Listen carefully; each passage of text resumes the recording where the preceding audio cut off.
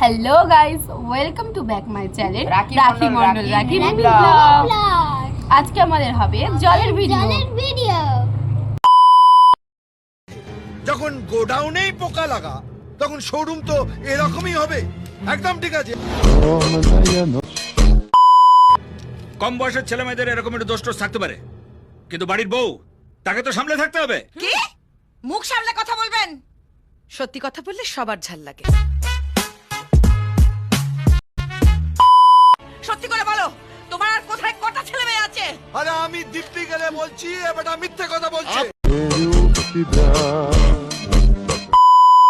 বাবা এবারটা নিশ্চয়ই ওকে কোথাও লুকিয়ে রেখেছে। ওগো, তুমি কি সার্বজনীন বাবা হয়ে গেলে?